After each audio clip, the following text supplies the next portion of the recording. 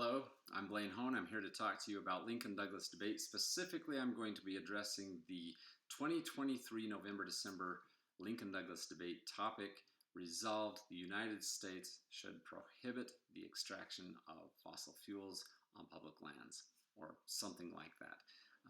I will talk in a later video about definitions and how to define terms such that you can help position the debate favorable to your side and some other things like that. But for now, let's talk about the debate itself. And I've got a picture of President Lincoln up here because he epitomized this kind of, I'll call it a new style of debate. I don't know really, I guess I wasn't there before Lincoln or during or after him, but the idea of Lincoln-Douglas debate is that it gets to the core human values that can resonate with any audience. And so that's the purpose, in my estimation, of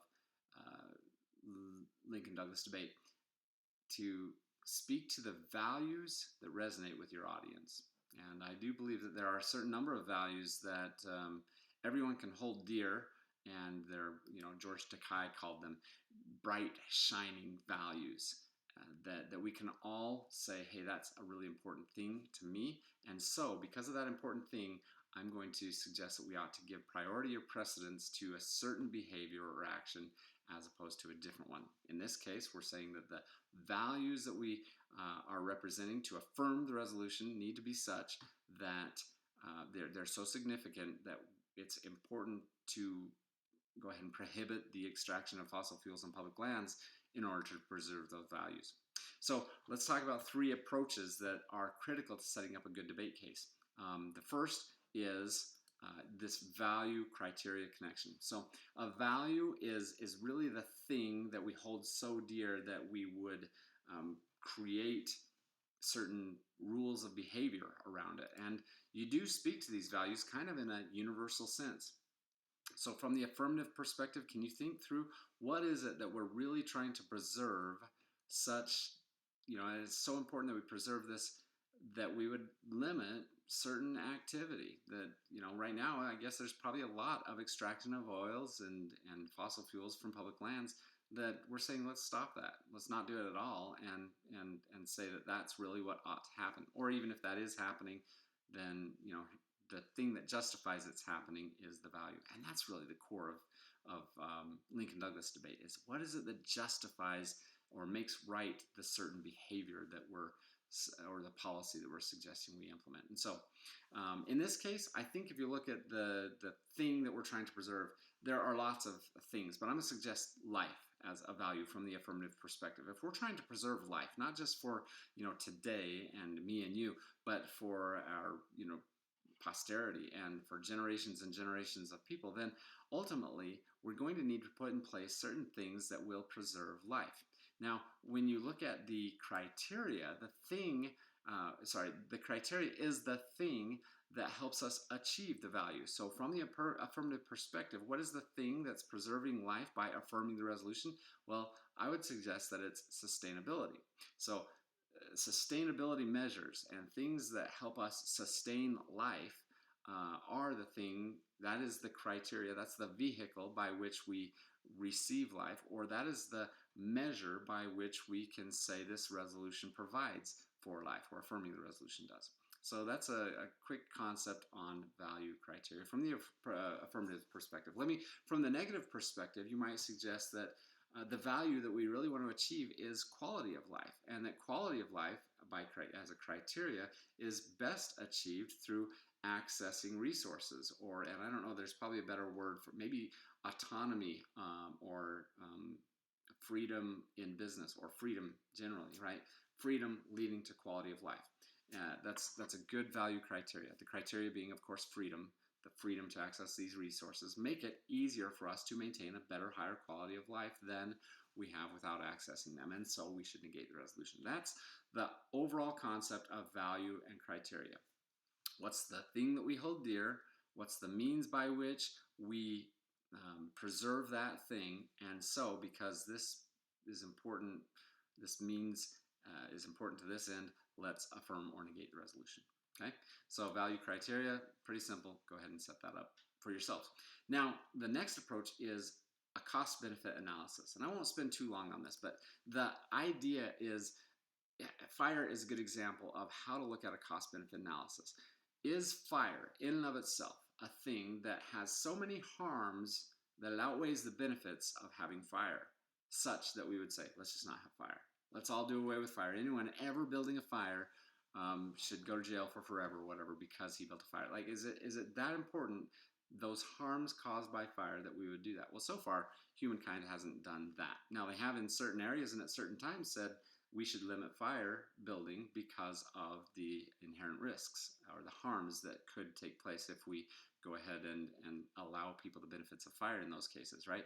So on this resolution, from the affirmative side, you just look at all of the costs that not affirming the resolution gives us, or all the harms that not affirming the resolution gives us, and you compare that to all the benefits or all of the goods that we receive by affirming the resolution.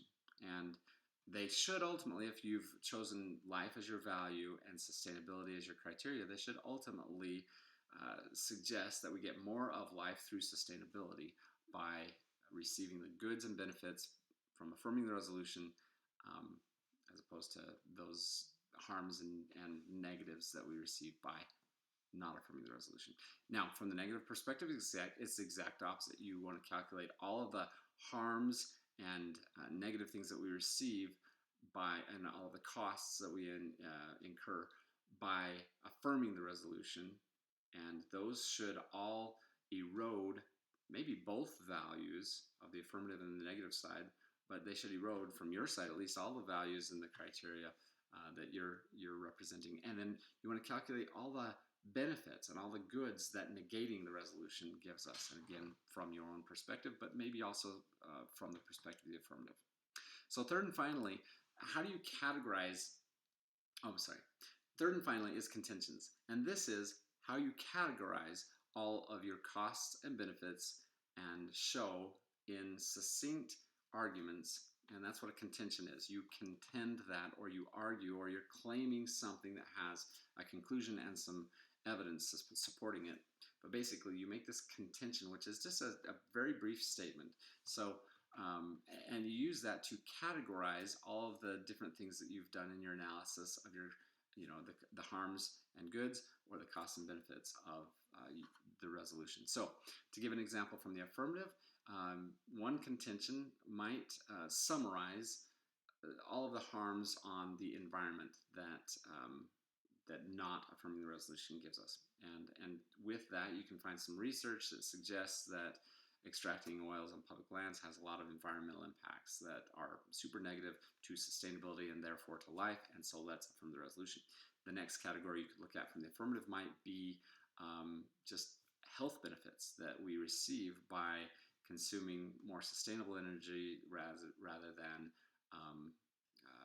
less sustainable energy. Now that one's you'd have to make some connections there. I'm just kind of shooting from the hip a little bit. But the third contention that you might have is something to the effect of costs, just generally speaking, of energy or of certain kinds of energy, and that all cost ultimately has an opportunity cost, that if you incur a certain expense on a certain type of an energy that's more costly than another type of energy, and ultimately then your opportunity cost erodes the ability to sustain life. I don't know, something like that. But I recommend three contentions for each debate case. So your first contention would be fossil fuel extraction from public land has negative environmental impacts, right? And then the next would be possibly, if you're looking at the benefits, right, you call it the benefits of prohibiting, sounds funny, the benefits of prohibiting a certain activity. So I would suggest, the benefits of alternative energies or something like that. Now you'd want to make sure that these contentions connect to your value and criteria. But and then doing that from the negative perspective, your costs and benefits would talk about the harms of limiting freedom, and then also maybe talk about the possibility of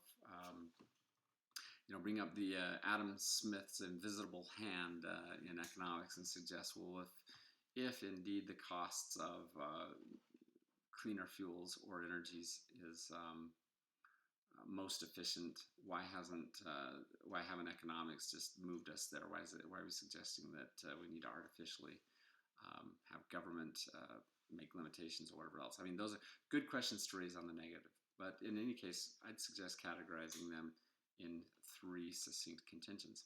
And when you put it all together, here's the bottom line, I guess, final summary. I'll zoom in on this, but it's that done is better than perfect. Really coming up with some value that you represent and tying that some value to a specific criteria, a means by which affirming or negating a resolution gives us that value, and then putting that into 3 succinct contentions, whether or not they're entirely defensible or they're very super connected or congruent, is second to the fact that you did it and you've got a value, a criteria, and 3 contentions supporting them.